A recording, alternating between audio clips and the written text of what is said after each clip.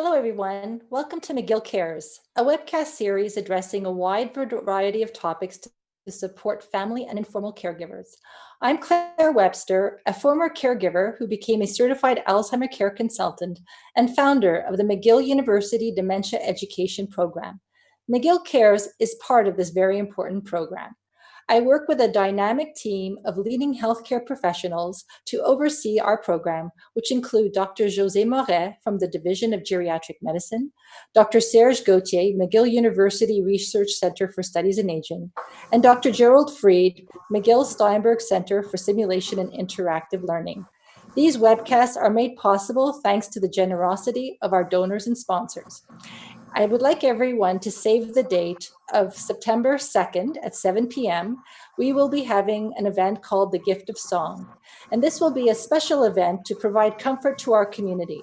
We will invite you to a free online concert performed by a trio of talented McGill jazz musicians.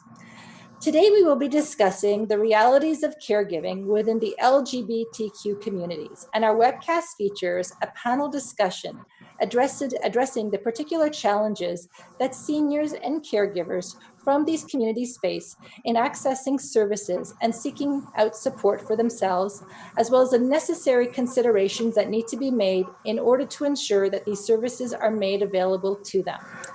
I would like to welcome my guests. We have Shari Brotman, Associate Professor at the McGill School of Social Work. Her scholarly activities focus on access and equity in the design and delivery of health and social care services to older people from marginalized communities and their informal caregivers. We have Julien Rougerie, Program Manager for the Aging Gayfully and Chosen Family Programs at Fondation Émergence. And we have Chloé Viau, a trans woman who volunteers at Aging Gayfully. Since her transition at age 66, she struggles to be recognized as a caregiver to her mother. Welcome to the show, everyone. Thank you. So in order to begin, I'm first of all, I'm exceptionally grateful for all of you to be here today. I mean, as we discussed earlier, you know, informal and family caregivers are really the heart of providing care at home to support seniors. And I think it's very, very important that we profile all members of the community and in order to understand what people are going through. So Shari, I'd like to begin with you. Perhaps you can give an overview of exactly who the community among the LGBTQ community are. What are the caregivers, who they are? Okay, so it's quite difficult actually to estimate the number of LGBTQ caregivers within the broader caregiving community because we don't yet have good, solid survey data, statistical data that's representative to rely on. There's quite a few limitations in the way Statistics Canada collects information on sexual orientation and gender identity. And so we tend to rely on community-based surveys or previous research to try to get an estimate of the number of LGBTQ caregivers. And so even though there's a range in the what we consider to be the number of LGBTQ people in the population generally, somewhere between 6 and 10%, although, you know, different surveys have report different kinds of numbers. The most common figure that we hear about at large is this 10%. So just for facility's sake, let's talk about 10% of the population being LGBTQ. And we know from the General Social Survey from Statistics Canada that there are roughly 8 million family and informal caregivers in Canada. So we can estimate perhaps 800,000 LGBTQ plus caregivers within the community. But actually, for many of us, we think that number is probably higher. And there's a couple of factors that relate to this. The first is that particularly for the older population, many, we tend to rely on the so-called, and I'm putting it in quotation marks, unattached members of families to provide care to its older members. And for the older population of LGBTQ people, we know that there's a higher proportion of people who are single, live alone, and do not have children, although this is changing over the years. The second issue is that because of experiences of social exclusion and marginalization over the life course, that many LGBTQ people have developed what we call chosen families, very close friendships, to replace the discrimination and rejection that they may have faced by their biological families. And because of that sense of solidarity with the community, we find that there's many people who could be unrelated, but still provide a significant caring role to friends and other members of the community. So we think that LGBTQ people are in fact overrepresented in the population of caregivers. Thank you. Chloé, would you please share your journey as a caregiver and what your experiences have been with us? Yeah, I'm a volunteer with Fondation Émergence, and I'm a caregiver with my mother. She's 97 years old now, well, next month, and it's a little bit different since a couple of years, 4 or 5 years since I start my with my coming out, because with my family we have 2 brothers, 2 sisters, and it's very difficult because it changed a lot, you know, because they don't accept me. And I can give you really 2 nice example. It was very sad for me, and I was a little bit upset, not a little bit, but much upset about that. You know, when she came at the new center where she are now, my brother and sister make a phone directory on the card with a phone number in the name, and my name wasn't there. So that's one example. And the second example is one day, it's not far from this event. I called my mother, and for 3, 4 days she didn't answer. So I usually visit 1, 2 times a week, and I went to her place, and I asked for my mother. She's not in the apartment. So the owner was there. He said, "You're looking for your mother?" Well, she is in the hospital. She left an ambulance. I said, "When?" He said, 5 years ago. He said, "Nobody explained to you or told to you?" I said, "No." So this is the second example. And it's not easy, you know, for a caregiver LGBT, because you can have the quality of a caregiver that you're supposed to have. So I don't have too much information from my family, and I told to my family, you can do this. I need my family; it's so important, and it's a little bit better at this time because I keep my energy to don't play the game that they want to play, you know. So it's not easy, but I still very strong about that. How often do you visit your mother? Like, she's in a residence now. I mean, how often? Well, do it's you a visit her? residence. She's a our faculty is very good. It's just short memory. It's a problem, but everything is nice, good. She's have problem with the art, but for her age, it's very good. Yeah, she lives in it's an apartment in a place for old people. Yeah. Right. I'm actually going to address a question to Julien, because I listened to one of your webcasts, which was incredibly informative. And, you know, what would be the experience of you know, the LGBTQ community with regards to their families? And I mean, is what Chloe's going through, is that typical of the relationship?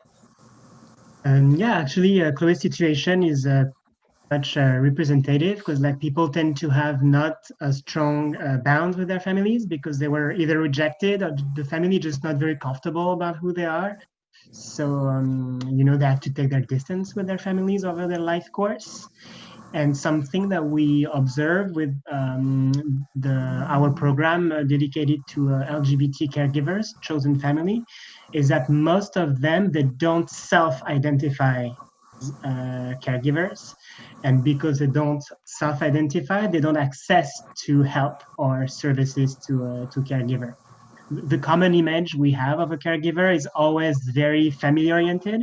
So when people care for a friend, for example, and that's the case pretty often within the LGBTQ plus community for caregivers, they don't identify as such. So it's very hard for them to access services. And when they're not comfortable about disclosing that they are LGBT or that the recipient of their care is LGBT, it's also an extra barrier to access external help.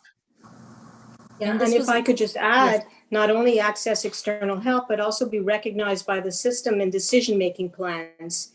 So friends are not typically included in the care plans, whether in home care or long-term care. So if you don't identify and you're not recognized as such, then oftentimes the main supporter of the person is excluded over the biological family in decision-making processes. Yeah. Chloé, your mom, does she suffer from dementia at all? Is it, If she, she suffers from, does your mother suffer from dementia? no, No. So no, you're able it's, to have like a regular relationship with her and like yes, cognitively she's fine. I have no problem with my mother. She Okay. accepts me, but she still her son, for her. At this age, I can understand this. So I have to all the time to repeat, no, no, I'm a girl. So that's funny. But she's an equal help. Her brain is great for her age, and at the center where she is to. I don't have too much problem there, like my family, but it's the staff is sometimes a little bit confused, and I sometimes I feel uh, not transphobia, but fluid transphobia. It's not clear, and the young staff is that's okay. And for the residents, sometimes it's not clear enough because they don't understand what's happened with me, with my voice, and so it's so funny, but that's normal. But it's going well anyway in the center where she is. Yeah. So Shari, let's talk about, transitions or with regards to the seniors from the community. Are more people living at home, or are there many in assisted living residences, and what would be the difference between the two?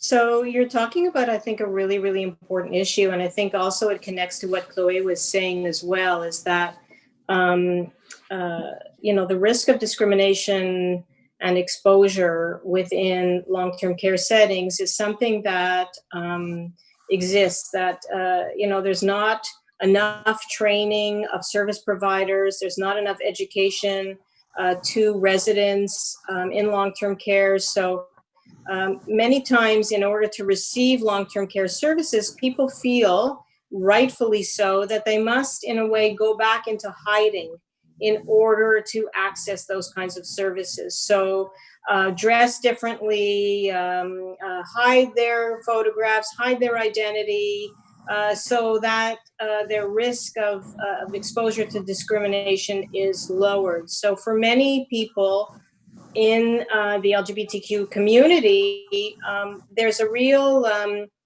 fear of going into long-term care, and we hear this over and over again in the research and in our work in the community, because of the risk of exposure to discrimination within residential settings. So people wait till they're very, very ill and have no choice to move into long-term care when their choices of where they go are even much more diminished. And so people will stay at home longer than perhaps they should because they want to stay within their own space, which could potentially be a safer space. Now, that being said, the minute, and in my research, we saw this as well, the minute you require any kind of support, like home care support, for example, you again risk exposure to discrimination if the frontline worker, the personal support worker who comes into your house has prejudice against LGBTQ people and has not been properly trained. So we hear so many stories of people to receive somebody at home. And we also know that the personal support worker can change over time. So it's very hard to build a relationship of trust. They'll hide their pictures, they'll hide their identity, they won't talk about who they are in an effort to resist that discrimination that they face. Julien, from your experience and working with the families that you are working with and the individuals that you're working with, is there true discrimination or is it just a fear? Well, that's a question in the training we give for people who work with seniors. It's a common question. My answer would be, well, first of all, does it really matter when people are afraid of being who they are in a living environment? This fear should be addressed. And as Shari said, this fear is based in reality, because we have to take into account for seniors like the life course they had to go through. They lived in a society where it was a crime to be homosexual. It was considered a disease until 1973 by the DSM. And it's just been 20 years in Quebec, for example, that you can be a same-sex couple. Before that, it did not even exist. So now there's a lot of protection by the law, but laws can evolve very quickly. But the culture, the bias, etc., is going to take a very, very long time to change. So yes, they can face actual discrimination. Sometimes it's very subtle. Sometimes when you're not sensitive to it, you don't realize this is discrimination. And sometimes it can be more violent and physical. Chloe, can you give some examples of discrimination that you may have faced outside? I mean, you mentioned a bit before about some of the challenges that you face with your family, but have you faced some challenges outside of that?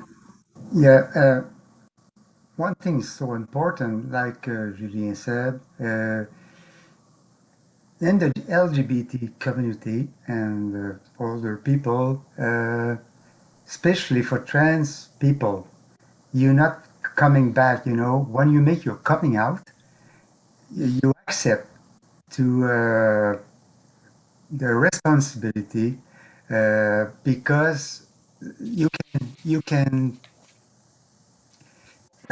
have to express yourself. You can be in a garde-robe, we said in French, but it's so important to understand the difference. It's brand new since a couple of years only, because with the gender representation for peoples, it's brand new. So the society is not very comprehensive all the time about that. And for the people coming out, the trans people, especially for women, women's transgender, the thing is that the voice don't change a lot. Physically, it's not changed a lot. For myself, my body changed, my voice didn't change. And for men, transgender is different. After 1 year treatment, everything's changed. The voice, pilosity, muscle, and everything. So for me, I accept when I made my coming out to probably have discrimination, and I was ready for this. But it's not easy. It's a lot of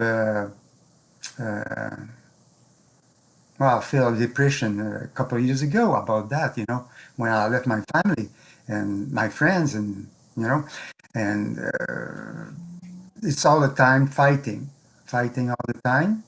But I, I am who I am.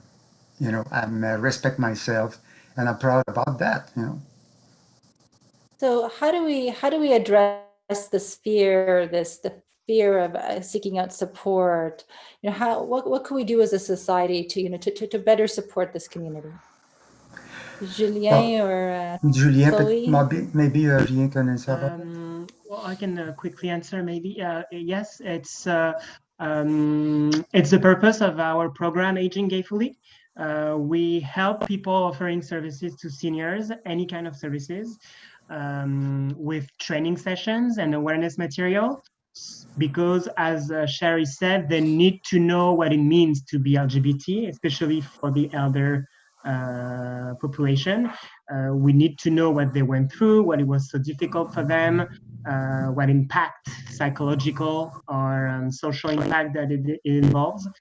So we give training to people offering services about that, and we focuses on the good practices that they can implement on a daily basis in their interactions. There's a little bit of a taboo right now when you go to assisted living or social and health services. When they addressed an older population, they assume that they cannot be LGBT or whatever, because like we don't hear about them very often.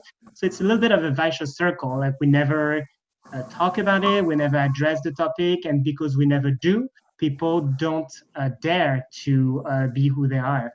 So a way to address this fear is, um,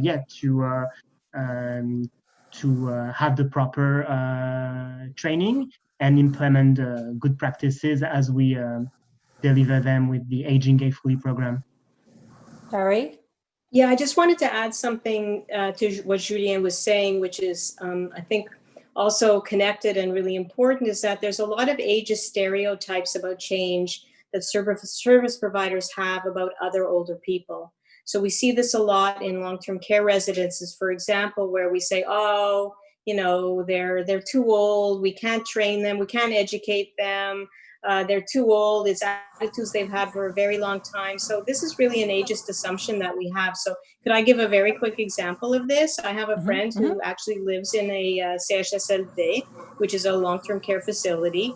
And he had a friend, a trans friend, who would come to visit him.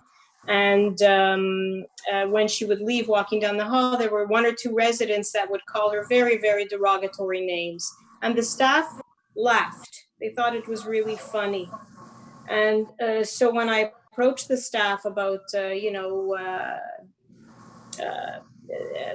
educating residents, but also themselves, they would say, oh, leave it be. This person has dementia. There's nothing we could do to educate. It becomes acceptable because they're older. And I think this is also a dangerous stereotype, which blocks people from engaging in change. At the beginning of the webcast, we talked about people from the LGBTQ community not identifying themselves as caregivers, but I think that applies to all communities, all individuals. I mean, for years, I never saw myself as a caregiver. I was the daughter of a daughter taking care of her mother, and I think that's the reality of most caregivers is that we're not a caregiver. I'm husband, wife, friend, partner. I'm not a caregiver. So I think that's a challenge that is across all communities. Number one. Number two is more and more and more people are caring for loved ones at home right now. And because of the pandemic, there's less access of resources from the community. Most people have no idea how to navigate the healthcare system. So I want to appeal to people that it is very, very important that you have to kind of like during this time try to become as self-educated as possible. There's a lot of good resources available, including our webcast, but you really need to become as educated as possible on how to properly care for the person that you're caring for, understand the diseases, be one step ahead at all times. And the importance of seeking out support needs to be there. You must seek out support services for yourself because, I'm not in your shoes, for instance, Chloe, but I do know the reality of caregiver burnout, and seeking out support services at sometimes may be much more critical than our own fear, because if we don't seek out support services to assist in caring for the person, we are risking burnout. We are really at risk of burnout. And for those people that are caregiving silently, they are risking burnout, okay? And it will have an impact on the quality of care that they're providing to that person. So, I think it's very important to seek out support, when necessary. Go ahead, Shari. Sorry, okay. I'm not taking up too much time. Yeah. That's very important, absolutely. But that also really accentuates why programs like Aging Gayfully are so important. Because keep in mind that reaching out for support when you're an LGBTQ person, a caregiver, is a risk. Because the services, the support groups that are there that provide support to caregivers have not paid adequate attention to the unique realities of LGBTQ people. And in my own research, I've heard in the past that some of the most discriminatory environments were caregiver organizations who were not prepared to provide a welcoming environment to LGBTQ people, and didn't know anything about their unique experiences and circumstances. So it's wonderful that an organization like Aging Gayfully is around to fill that gap and to provide the training that caregiver support organizations need to have. Julien, can you please talk to us about the Chosen Family Program and talk to us a bit about your organization and how people could get in touch with sure. you? So the Aging Gayfully program, as Shari said, is very focused. It focuses on training. The Chosen Family program addresses directly support to LGBTQ plus caregivers. Because when you're a caregiver, you have so many things you have to learn, about the disease, about how to care for someone, about how to care about yourself, where to get help, how to navigate the system, etc. So we provide them with a safe space where they can access this information and discussion groups between members of the LGBTQ plus communities. So they don't have the stress of disclosing or hiding their identity, which they always have this stress when they access general services, because it's either am I going to be comfortable disclosing who I am? Will I have to hide? Will I have to disclose it and then have consequences? So we support them by creating a safe space where they can access support and information. Okay, well, we will make sure to add a link to your program on the McGill resources page of our program so that people can access that. And Chloe, you're a volunteer and mentor for this program. Yes, sure. What advice would you offer to people watching today? Can you repeat your question? Yes, what advice, based on your own personal experience? Oh, that's a nice question. Well, when I start, when I make my coming out, and I know what's happened, and it was not so easy, but I understand something that I have to teach what I'm doing, what I'm feeling, because at my age, there's no so much people, doing this, and I was a little bit, not a little bit, so much surprised that there's not too much people make a transition at my age. So that's the reason that I have to educate. And for myself, I like so much, and it's the best thing in my life. I think I realize. Yeah. Well, I'd like to thank all of you. This presentation today is so important to be with you.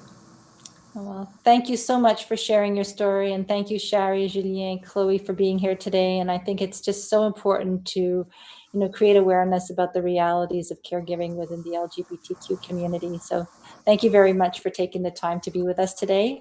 Join us next week, Wednesday, August 26th. The topic will be transitioning a loved one into a residence, which is a very important topic today, considering what's happened recently within the long-term care system.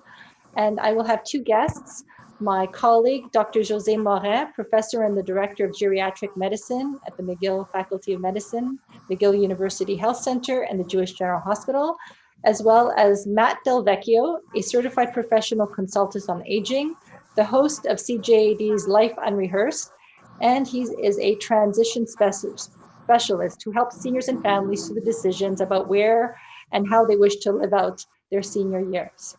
This program is, this webcast is an initiative of the McGill Dementia Education Program, once again, which is funded by private donations. If you would like to make a contribution to our program or have more information, please visit mcgill.ca/dementia. And if you have any specific topics or questions that you would like to address, please email us at dementia@mcgill.ca. In the meantime, thank you for tuning in. Take good care of yourselves and see you next week.